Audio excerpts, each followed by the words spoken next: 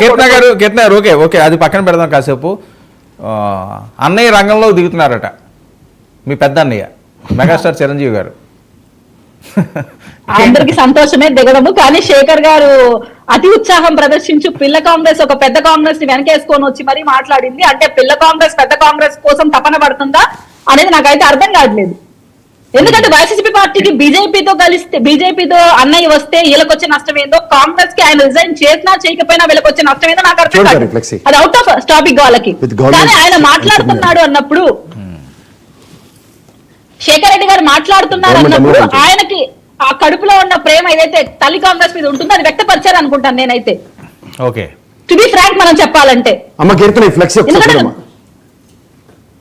అనే అది పంపించండి, నేను చూస్తాను. లేదమ్మా నువ్వే చూడు, నేను చూపిస్తున్నాను. ఎందుకంటే ఇక్కడ గవర్నమెంట్ ఎన్సిగ్నియా ఉంది చూడండి, ఆంధ్రప్రదేశ్ రాష్ట్ర ప్రభుత్వ చిహ్నం 3 చిహ్నాలతో, అది ప్రభుత్వం వేసిన ఫ్లెక్సీయే.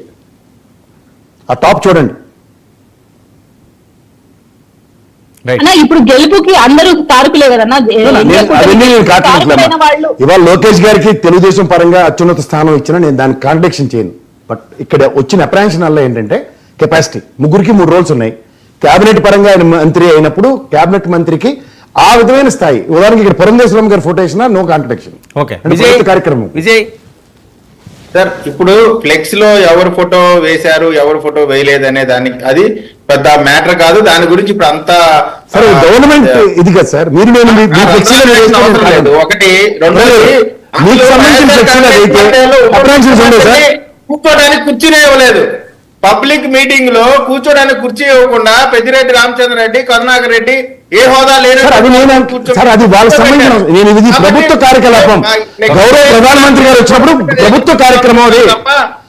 స్టేట్ ప్రోటోకాల్స్ ఉంటాయి సార్. స్టేట్ ప్రోటోకాల్ లో గౌరవ ప్రధానమంత్రి గారు ఆంధ్రప్రదేశ్ కి వచ్చినప్పుడు స్టేట్ ప్రోటోకాల్ గవర్నమెంట్ లోకి రావడానికి ఆయన చేసినటువంటి పాదయాత్ర కూడా ప్రధానమైనటువంటి పురంధేశ్వరి గారు ఉన్నారే.